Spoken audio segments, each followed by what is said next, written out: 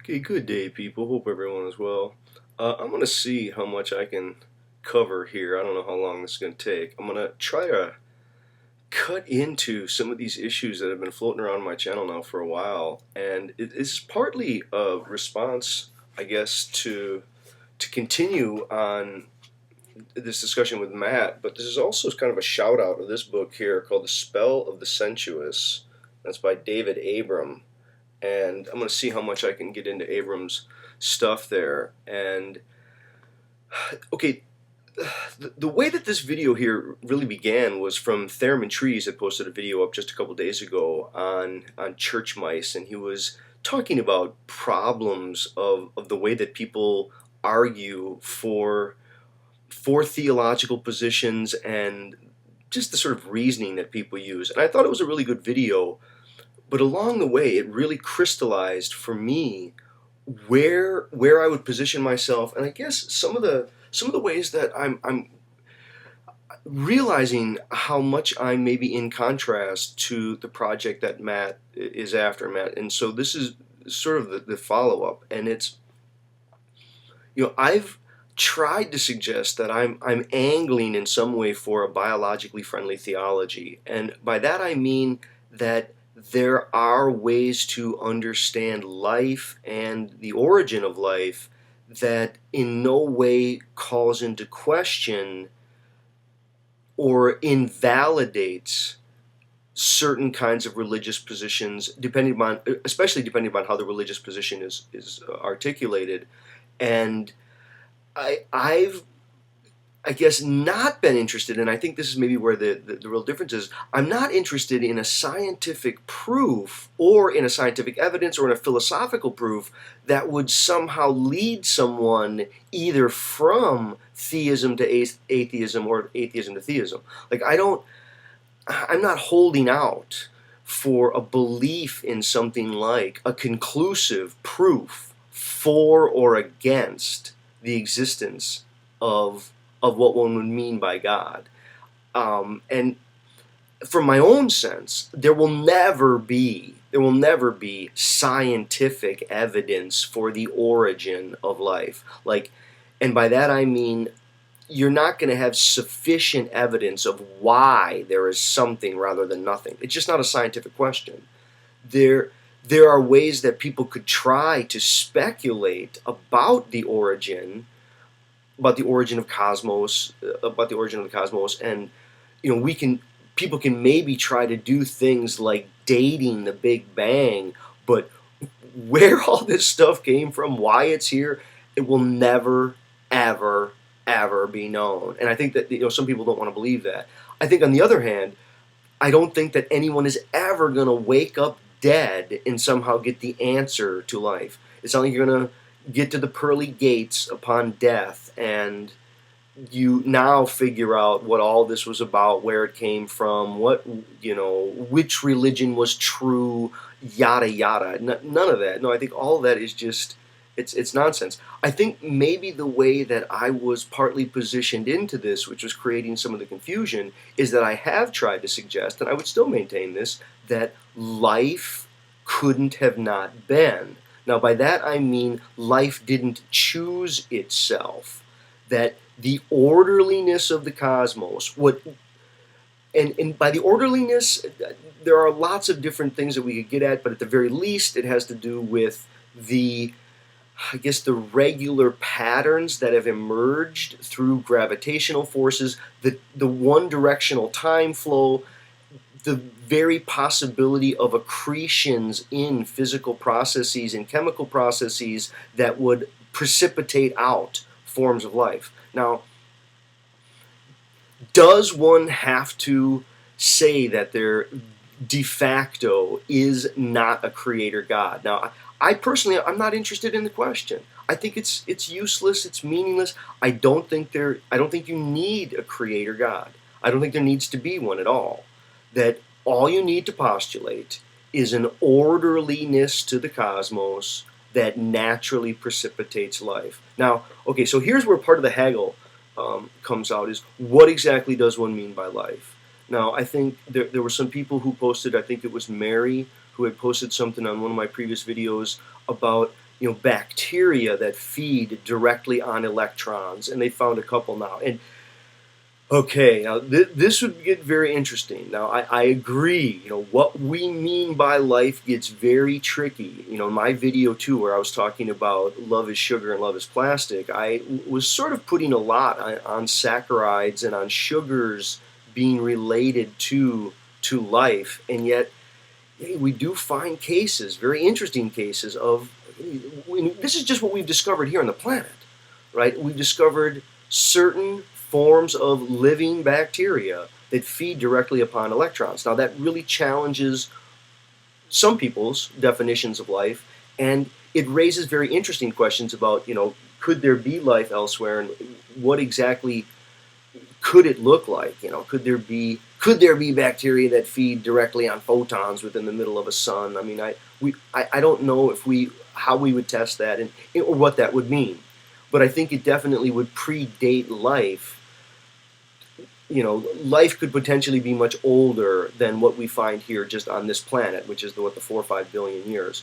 Now, what's interesting here is that I think it also, when you look to the origin of air and of oxygen, and I'm going to talk more about that here in a second when I get to the David Abram, but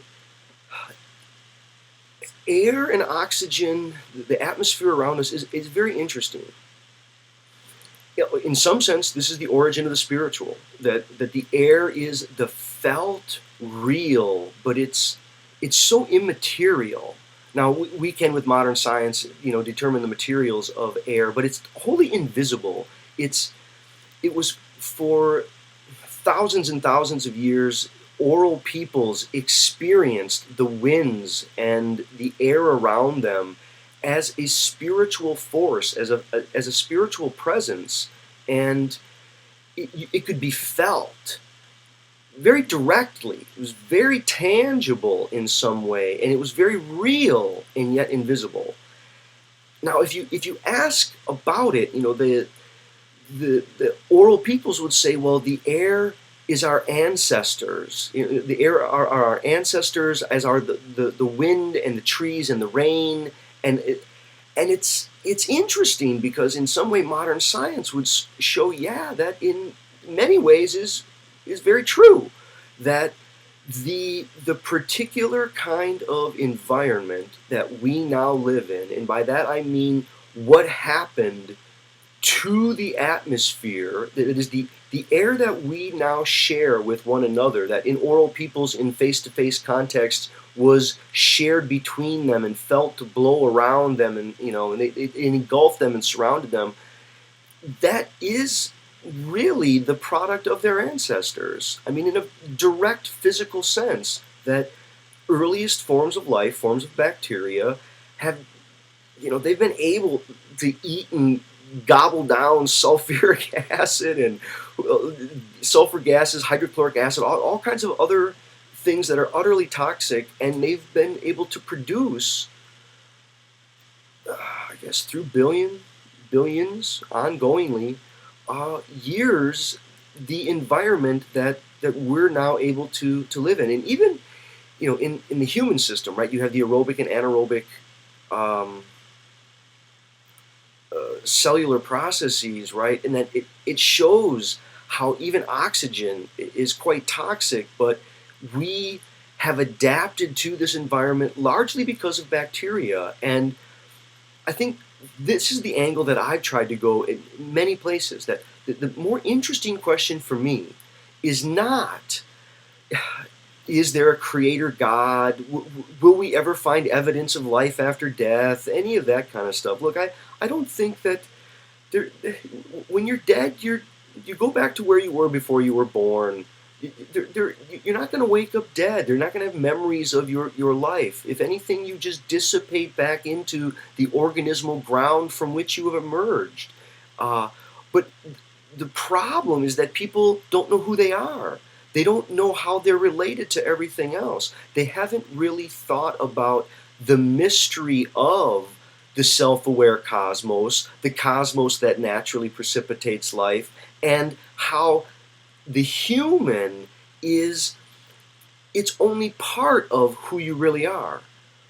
right, that most of who I am, it isn't this separated off, exclusively human. That most of who I am, it needs to be recovered and appreciated and deeply felt of all of the more than human that one is. It's the connection to the larger world all around one, including the bacteria that make one's life possible.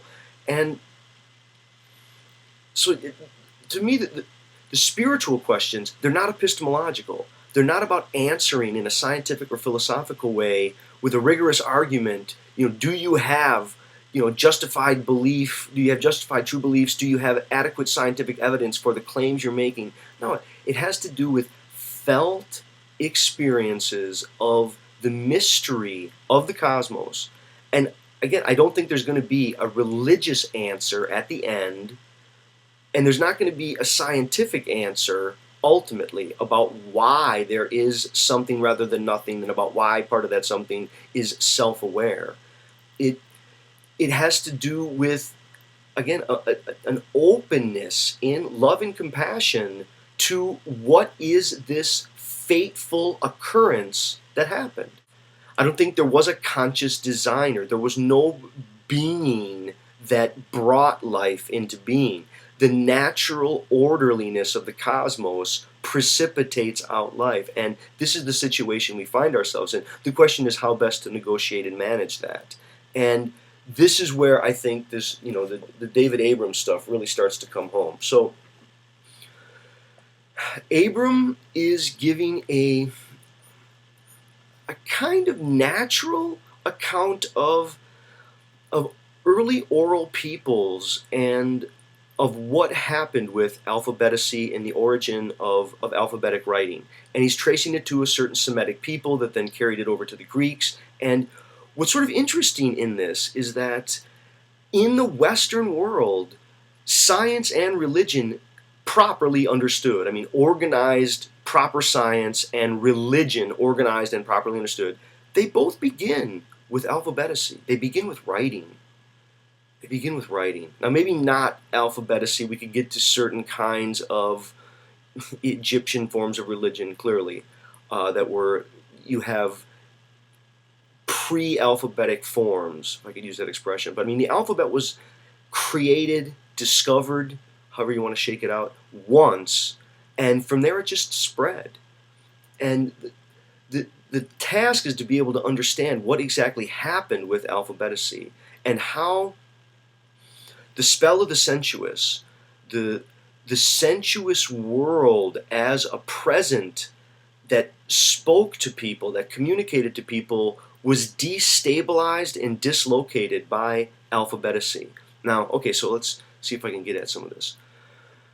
Okay, part of the problem is that we need to be able to differentiate between like a pictograph, where the image means some direct object in the world, versus phonetic texts, syllabic texts, consonantal texts, where you're starting to have the characters mean sound units that really refer to something that's a human construction and a human creation, rather than some object there out in the world. And so once you move from writing systems that are inherently lodged in the world and worldly contexts, and you start to move to writing systems that in their very nature only refer back to human creations, you've already at this point you've already separated humans out from the spell of the sensuous world, and now they're caught in the incantations of their own word magic as they're enraptured in alphabeticy. It becomes its own form of, I guess, releasement from perceptual, what would you call it, the kind of communication that comes from place and land and location and situation. We still have remnants of it. I think when we still go to certain places, we feel their awe, their majesty, the certain tone or a tenor. Whether it's grandma's basement or the Grand Canyon, it has a certain feeling. I think to an wholly oral mind, when life is still indigenously, located with the land and in relationship to animals that one had direct commerce with, that one had to face if one was going to kill and eat. All of these kinds of dimensions, they've been lost through alphabeticy because the text creates a space and time in which people can just think abstractly about things independent of their context. Walter Ong, he calls it autonomous discourse, and he's drawing off. I guess it's several people who use that expression, but it's sort of he lays it out really nicely that once writing occurs, phonetic writing, you can have moments of speech, you can have things said that get carried from context to context, and that's very different than anything in the oral world. In the oral world, anything and everything that's said is always said within a particular context to the particular people that are there, and it's sort of known what's said, what's shared. Now, there can be confusions and this sort of stuff, but it's context bound. Once you get into forms of writing, now it's even interesting there. If early forms of writing are often writing at places, they're inscriptions at what they would call sacred places, and they're still part of the landscape. And that slowly weans away as you move from larger inscriptions to smaller things, wax tablets and parchment, things like this. But the writing itself, it has so many different, alphabetic text, it has so many different properties that have really released human consciousness in its imagination from the space-time. See, I think the scientific notion of an infinitely expanding cosmos and the religious notion of a totally transcendent realm outside of this world, they have a common source. It's the alphabet. The alphabet is the disincarnate, imagined space-time that's no space-time at all. It's removed from the contingencies and the particulars of real, factual, of this world, right? And it creates a notion of the abstract, transcendent realm. Now, even if people in the modern scientific world want to say, well, no, that's not true. Well, if you looked at notions like infinity, when you try to trace back early forms of writing to the way it was used in forms of geometry, right? When you go to the early Greek geometers and you look at the way that forms of writing were essential for them to imagine the pure circle, the pure triangle, independent of particulars. Now, this is not to say that the geometry didn't originate out of very practical purposes along the Nile. We get into all that history. Okay, stick with the Abrams thing. Try to think about the way that alphabeticy plays out in classic Aristotelian logic, like things like A is A and A is not B and there's no middle ground. Now, A is a letter of the alphabet, so is B, and it's funny because letters of the alphabet in the Greek world, okay, so let's trace this back a little bit further. In the early Semitic, the first consonantal forms of alphabeticy, the A meant ox, I guess, and so it had a referent in the world, but by the time you get to the Greek appropriation, right, I guess through the Phoenicians, the Greek appropriation, now it's A just means A. It just means the letter. It has no physical referent tied to the physical landscape anymore. And this makes possible this kind of, again, very abstract thought like A and A's relationship to B. Now, in the real world, everything is dense and thick and thickly through and through with itself, and has relations and has multiple properties. No thing in the sensual world has one and only one property and is removed from space and time and all kinds of other contingent relations. But when we use these letters of the alphabet to create this imaginary space of thought where we're able to do logic, suddenly the human realm of imagination that's been created out of the alphabet, it becomes more and more real. It's more and more subject to scientific manipulation. But I think what's interesting is that you want to track the development in alphabeticy as it's going from sort of the earliest forms when people are getting jostled out of the oral traditions with Socrates to Plato, who's there writing in dialogues midway between, and then Aristotle, where you're getting formalized scientific tracts written as if the person is writing, again, for students in a direct fashion, and it's expository prose. It's not dialogues, nor is it, what's sometimes known as Greek poetry. Now, when the Greeks in the oral tradition, the bards, when they talked about poetry, they largely meant things that would be like oral formula. Now, cliche might be a word, but cliche has such a derogatory meaning that people lived in these oral formula as their modes of thought. Like, think of the things that in our sort of modern world, we'll use things that rhyme, things like a stitch in time saves 9, or, move your feet, lose your seat. There's all kinds of expressions that people have. And, when Socrates hits the scene and literacy is starting to take hold, and Socrates has lots of ambivalence. He at one point in some dialogues, you have Socrates saying, the landscape doesn't teach me anything anymore. I only learn from people and from discussion. So you see this transition toward the more and more human. And you also then, you see him in other dialogues going, the memory is going to be affected by literacy. Literacy is going to be trouble. It's going to be, texts are going to parade around as if they carry wisdom when they don't, and you can prove they don't because no matter what you ask them, they're going to answer with the same thing that's already there. And so he has this sort of ambivalence. But Socrates was such a gadfly in the ancient world because he was there poking people, making them respond in other than oral formula, other than in sort of verbal cliche. And he would say, no, what do you mean? Explain yourself. It was sort of like he was doing this.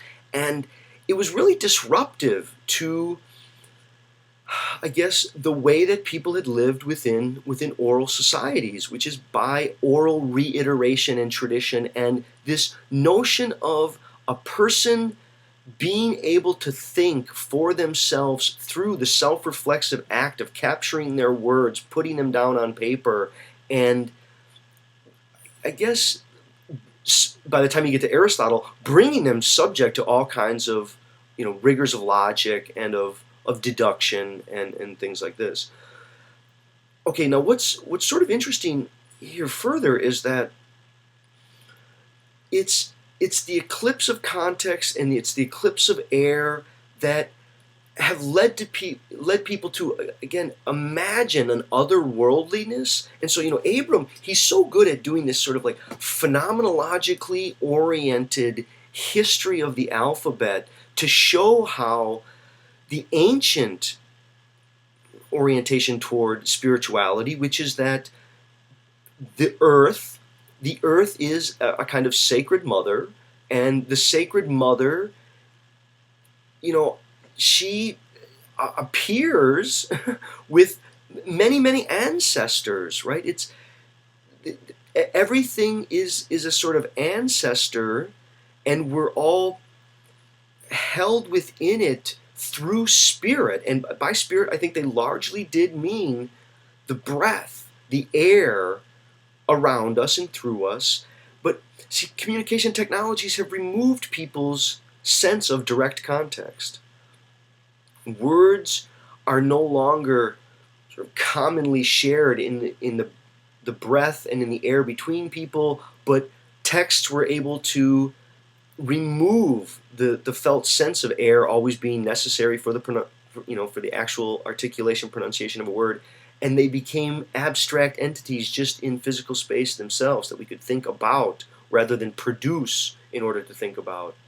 They were sort of there, we could look at them and produce them silently in our minds without using the air, which is a sort of despiritualization of the world, of the human world, that humans increasingly live in a world that they've created, and the space and time of their concerns of what is communicated is through an alphabet that has now just made the world over in its image. And it isn't to shake a finger and say, oh, the alphabet is horrible, we need to end alphabeticy.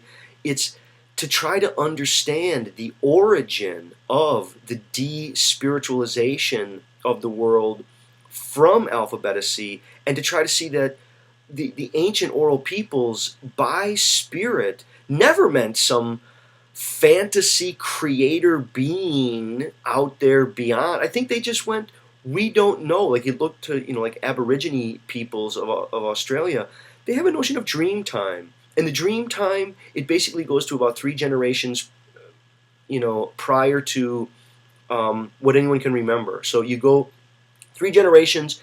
If you don't have any person who's alive who can remember those previous generations, it just becomes part of dream time. And dream time isn't subject to the same rigors of logic. You can have one thing be true, but something else be true, and it's just in dream time. And so I think modern science and modern forms of religion actually have a lot more in common than many people would think, and it comes from doing this kind of archaeology of phenomenological experience in terms of what's happened to human consciousness by way of the alphabet.